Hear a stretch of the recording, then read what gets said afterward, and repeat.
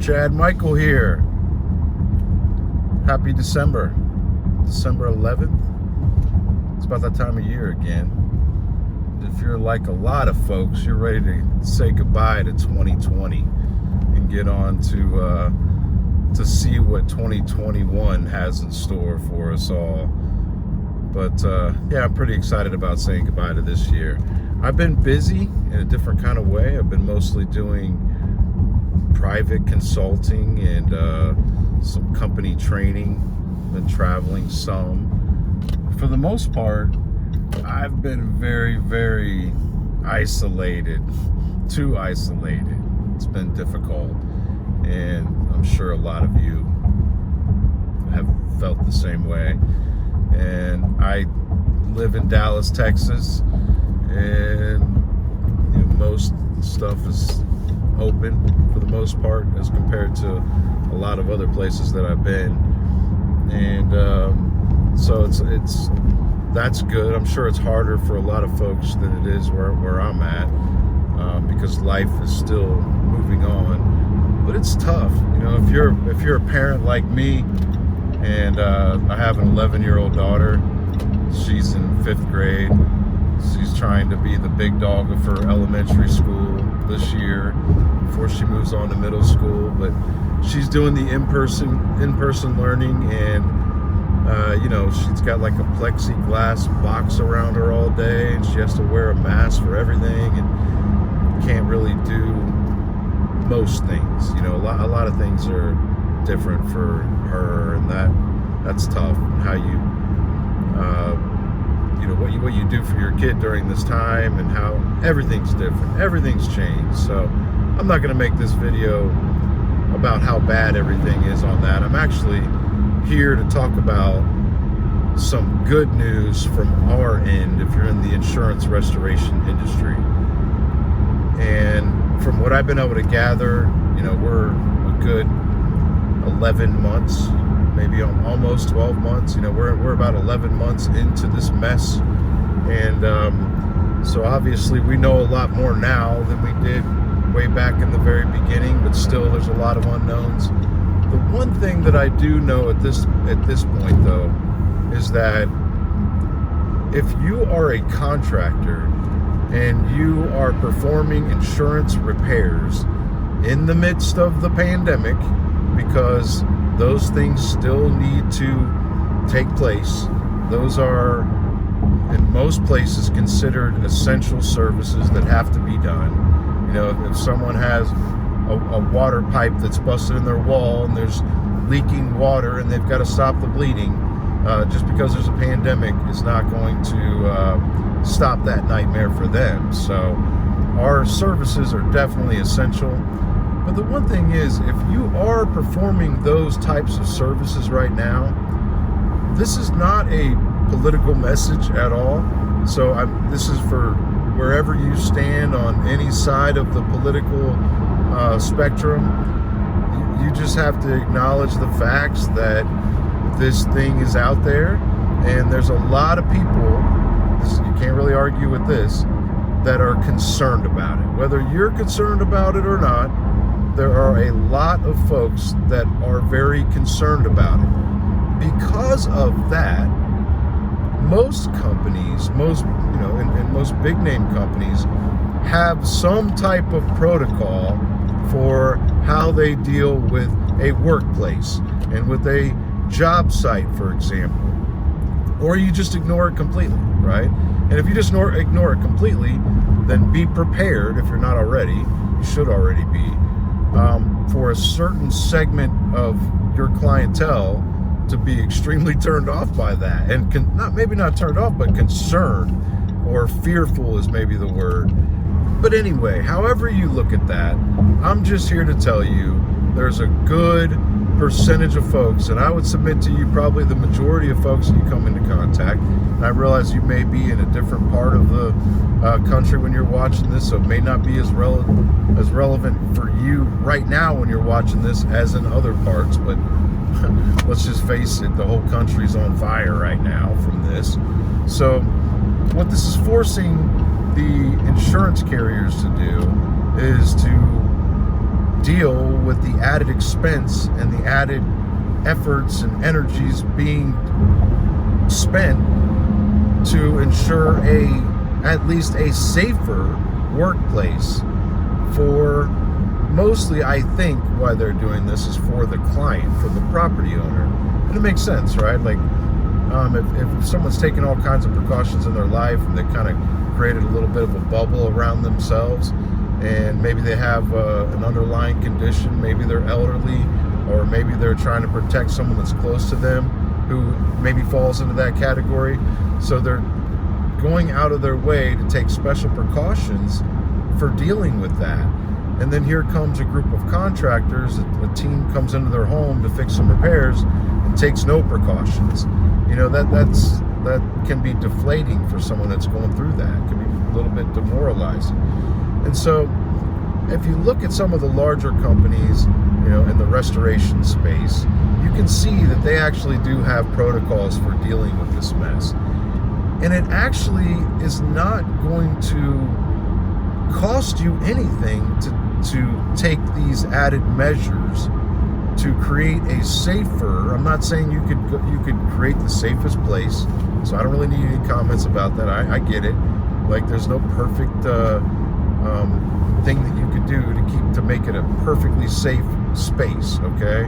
But one of the things I'm looking at, I like the NFL, not as much as I used to, and but I like the show Hard Knocks. You may have seen that this last year with it's kind of like a reality show documentary. It goes behind the scenes and shows their journey during training camp. And I was especially curious about that this year, given the circumstances. I didn't actually believe they'd be able to open up a season. I was pretty, pessimistic about that. But I watched it, and I recommend that for anybody that hasn't seen it. What they did, it's not like the NBA where they kept everybody all in one place, the entire league. They kept everybody in one place, and no one could really come in or out without a rigorous testing protocol. But the NFL was different, of course, because they have all these teams that are spread out, around the country. They can't all be in one place. The teams are much larger, right? And so, but each team has to create somewhat of a bubble, the best they can, around themselves. And so a couple things they did was they were utilizing the rapid test, which the rapid tests are not as good. They're not as accurate, but they are some measure of an indicator of what's going on. But it seemed like every player on their roster or in their organization and staff, etc., had an antibody test, which should tell to some degree, and I'm not a scientist, I'm not a doctor or any of that stuff, can tell if you've had it already. That could be an important indicator, right? But then they would, as you come in and out of their facilities, they would basically test you almost every day, from what I can tell. If you had indicators from multiple of these any of these rapid tests, then they would do the more gold standard, I think it's called a PCR test, which is more accurate, but it takes longer to get the results back. We've seen from the beginning of this, it seemed like it took like 2 weeks to get that PCR test back. And so, by the time you get your results back, you may have already been all over the place, spreading it around, not knowing about it, even if you didn't have symptoms. So that was part of our problem. Now, in most places, it seems like you're getting those back inside of 1 to 3 days in most places. I would look for that to get even faster. Again, no politics here, but there is going to be a changing of the guard. So I would look for some of the standards to be a little bit more rigorous on the testing and things like that.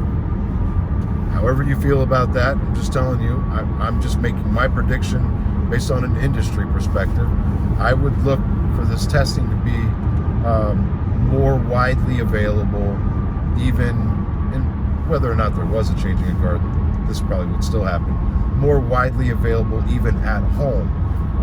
So I would look for companies to be able to have these tests and testing kits and things like that, a ton of them in-house, right? So one of the other things I've looked at is how some of the shows and performances, some of them coming back, or companies that have to gather, they have what I've seen, what's what's referred to as a COVID compliance officer, or officers, right? Or people who work in COVID compliance. And I've also seen on actual insurance estimates that are being paid out, COVID-related items or safety items, extra PPE, cleaning, disinfecting, that's a big deal. Disinfecting spraying, that's a line item in Xactimate, amongst many other line items that I'm seeing get approved. But like if you may look up an Epix 360, it's a disinfectant sprayer, and you could get the whole kit, charger, case, and all that stuff, about $1,600, but the sprayer itself I think is about $1,200. But you look at what goes into this, and you use EPA approved disinfectants, and you might see like where you've seen maybe on television where they're spraying and disinfecting areas. That's what they're probably using, or something like that. But that, if you're doing any interior repairs, that would be something that you would want to do on any job site, and you'd be pretty surprised, I think, by the amounts of money that they're approving on that. Like how much in most price lists, how much that actually costs by the square foot to apply.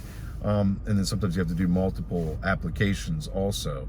So I want you to just kind of think about these things. It can help to maybe see, because we have to keep going. We have to keep working. And I believe that you got to create a safe environment, just at least for peace of mind for your workers, but also for your clients. And I know that this is challenging to do. It is a pain in the neck to try to do. I know that it's not something that a lot of people want to even mess with. It's added expense, added headache, added time, right? And added, money that would seem out of your pocket. But this message is about telling you that it's actually not money that would be out of your pocket if you're estimating for it correctly. And if you do that, then you actually don't have to worry about paying for it on your end. You'll be compensated for it, and you'll find that it's actually profitable. Going through a school zone here, so I gotta pause this.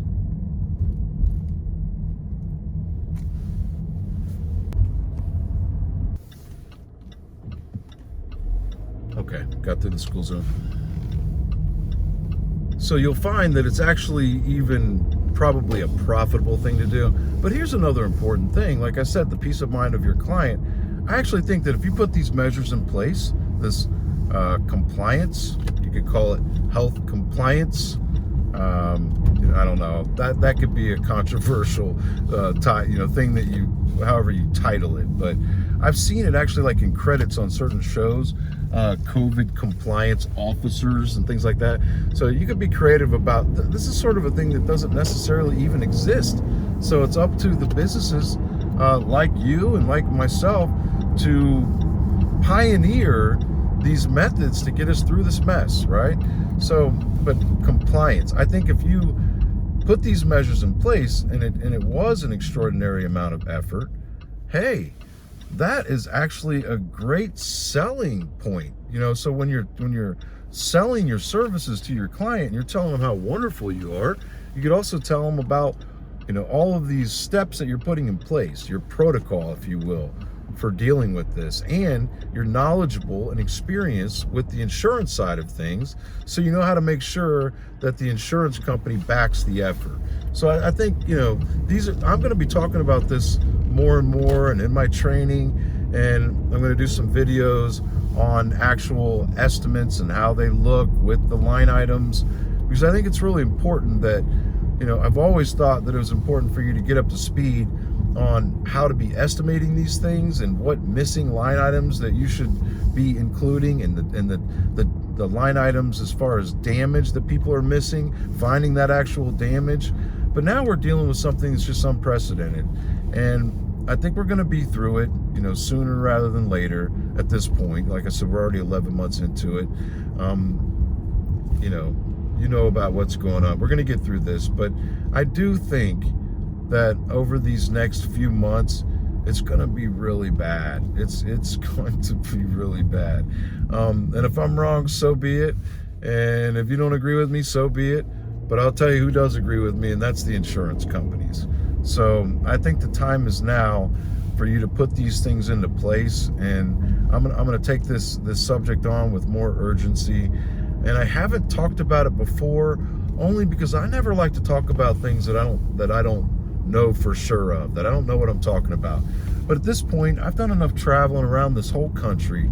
It's amazing how many different parts of the country that I've gotten to see throughout this crisis and how they deal with things. And it's been really different. You know, it's real interesting. I go through Richfield, Utah about 6 months ago on my way to California. And I have only flown once or twice throughout all this. So I've mostly driven. And I enjoy driving. It helps me to clear my head and strategize and come up with different concepts and business plans and ideas. So I enjoy driving. I even like long drives. And that was one of those about 6 months ago on my way to California, Richfield, Utah. And just to see how people were responding to this then as compared to the way that the entire state of Utah is dealing with it now. You know, it's just completely different. Same thing with like Montana, Wyoming, different places that I've been. So it's been, I only bring that up because I've gotten the unique opportunity to see this thing everywhere and how people are dealing with it everywhere. So at this point, I feel like I can speak on this from a place of knowledge, from a place of some expertise and background and experience. I've been working on actual insurance claims, and consulting on claims and various projects really all over the country throughout all this stuff. And so that's helped me. I'm, affiliated with a lot of different people that are somewhat in my network, people that are students of mine and clients of mine. I'm in a lot of different groups and other people's networks and just different friends. And I've really learned a lot about how the insurance companies are dealing with this and have seen enough approved estimates by now as far as how much money they're paying. And I only look for that to increase.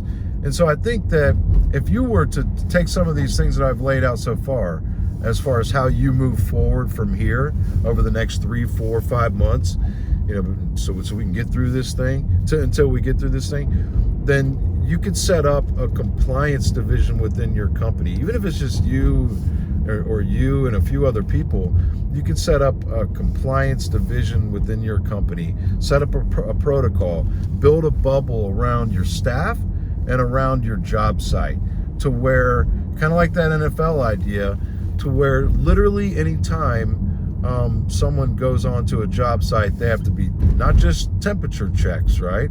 But because asymptomatic people, if they don't have symptoms, they can still have it and their temperature is just fine. That's just fact by now. So not just the temperature check, but the temperature check and, right, the rapid test, and constantly, I would say even doing the PCR test. If you could get those administered even almost daily, then that would be, I don't think there's any amount of effort that would be considered too much.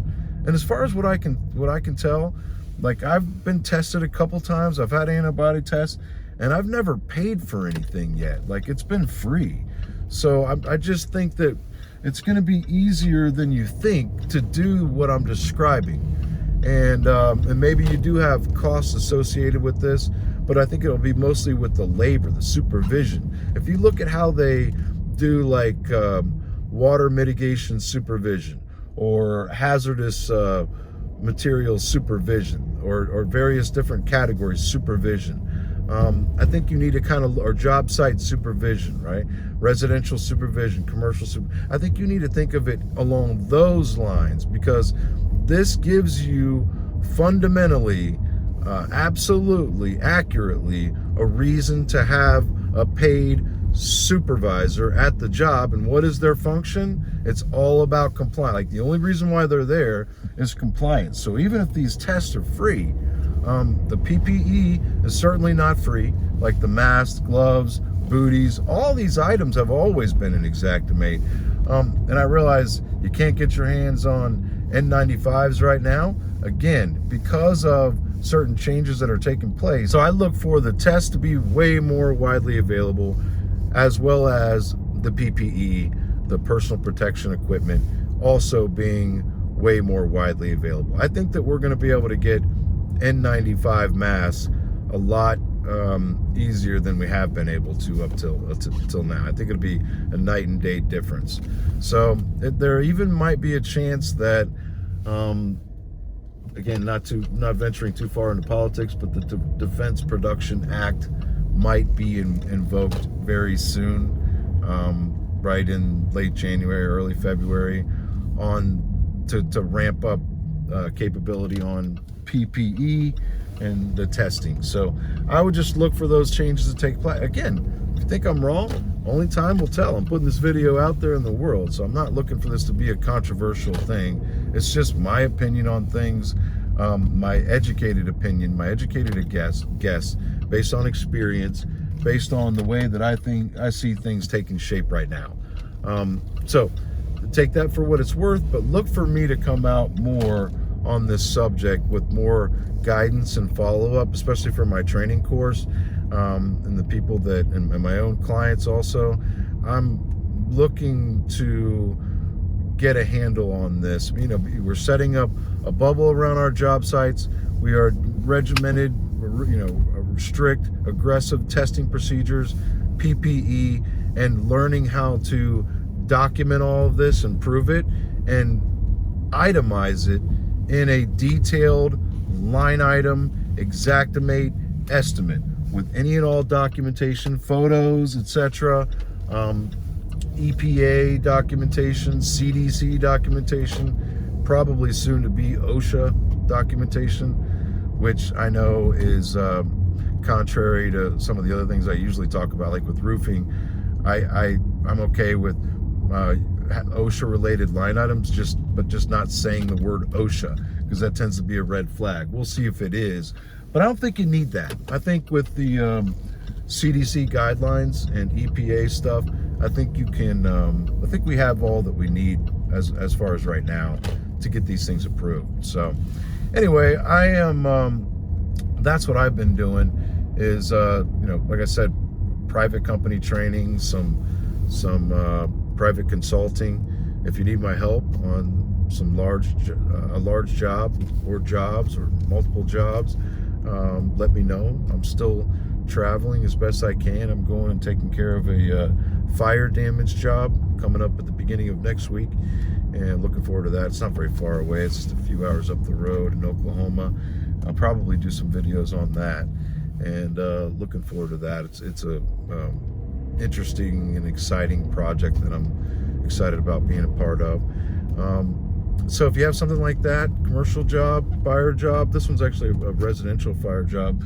I do residential too. I just don't like to travel very far for one smaller type job. So if you have multiple jobs, I'd be interested in that. But I do remote consulting, monthly consulting, coaching, strategy sessions, kind of helping you review your Xactimate estimates, and emails back and forth with the insurance adjusters, and planning your next move kind of thing on certain jobs.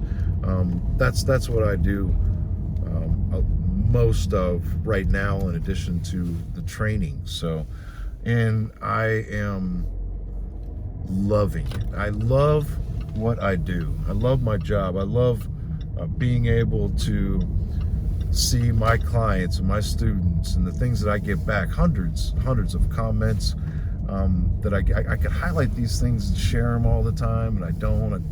Things just move so fast, but every day, all day, I get these comments and messages and things, and people tell me, people I don't even know, people that are not in my training, I've never heard of, coming up on YouTube or Facebook, shooting me a message or a comment, how their whole business has changed and their lives changed because they just started doing, a couple things they learned from YouTube or Facebook, and it just, man, sometimes I feel, I question myself, like, as to whether or not I should even keep doing this stuff. But when I get those kinds of messages, it's just like blood rushing up through the top of my head, oxygen. It's just a amazing feeling. It's better than any reward or any kind of monetary deal. So I love what I'm doing. But I will say, I just want to kind of close this with, if anybody else out there, I'm sure there is, has really been struggling through all of this, as far as just emotionally, with, especially to the dads out there, husbands, men in general, but also women. There's a lot of single women out there, and you don't have to be a single woman or single mother. I was going to say, you don't have to be a single mother, but married mothers too. We're all going through this stuff, man. It's just, but especially parent, the responsibility that comes on your shoulders to provide, and that's why I've started with husband. A lot of us, we have that burden on our shoulders of and we get emotional and don't want to share that with a lot of people because we don't want to show that side of ourselves. But man, that isolation feeling, like man or woman, husband or wife, dad or mom, I'm sure that most people can relate. We're all too isolated right now, and it's just a lot of things that are happening to a lot of people, in a lot of ways, ripping families apart, and people's finances, and people getting kicked out, businesses imploding. I'm tired of it, man.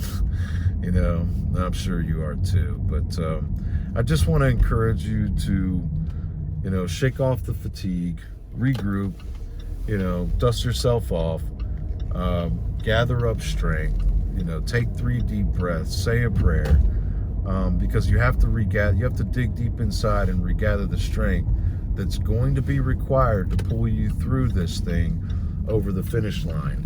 And one of the things that I said in a video early on, when I had no idea what really was coming, but I was like, yeah, it's going to be a couple months even, I forget what I said, but I think a lot of the stuff I was saying was right, but I don't think anybody had a clue as to how big it really was. And not just that, but all the other things that would happen, not related to that, in 2020, and all the consequences, the unintended consequences, and all the domino effect, everything that's been going on. It's just been like a gut punch this year has been. And so I just want to tell you, much love to you, man. I believe in you. I know you can do it. If I can get to where I'm at right now with where I came from, and honestly, if I could get through this madness the way that I've been getting through it, and have seen a lot of people get through it, I know you can do it too. Most of the people that contact me are actually way more, I feel like way more capable and sharper than I ever was. So I think most of you people that are watching this, you're probably way sharper. Let me talk to you, right? I think you're way sharper and way more capable, and there's way more of a chance for you to make it than there ever was for me. I've been at the bottom of the bottom of the bottom, okay, of rock bottom and of life. And I should not have this little bitty platform that I even am blessed to have to be able to communicate this to you. I should not have been able to make it to where I made it back from. I have made it back from hell. I shouldn't have been allowed to. So, this has been hard for me, my family, my extended family, and my friends. And I know it's been hard for so many of you out there too.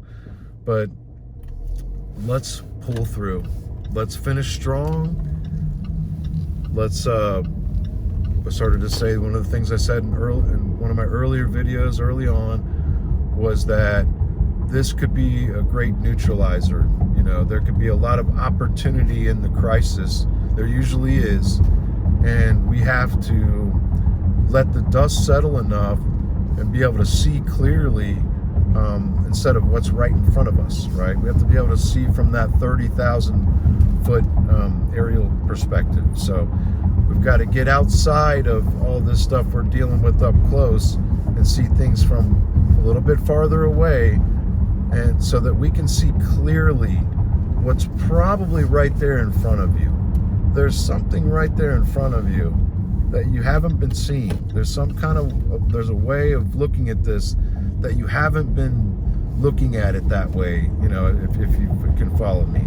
I think you know what I'm trying to say. I can't get the words out right, but there is a different way to look at this than what you have been. And if you can just back up a bit to sort it out, it's right there in front of you. And so I just want to encourage you to do that. And hey, if you need me, contact me. InsuranceRestorationTraining.com is where to contact me at. You can hit me up through the messages here, the comments, messages. I'm on Facebook. I've got a couple different business pages, but I also have a personal Facebook profile. Message me there. I've got Instagram. Look me up. I'm on Twitter. All those different things. I'm not extremely active, but I'm there. But just hit me up through my website. Send me an inquiry. Let me know what you need, and let me know how I could be of assistance to you. But God bless you. It's a beautiful day in spite of everything, and there's so many things to be thankful for, and I'm definitely thankful for those. To God, number one, and to my family, and to all of you.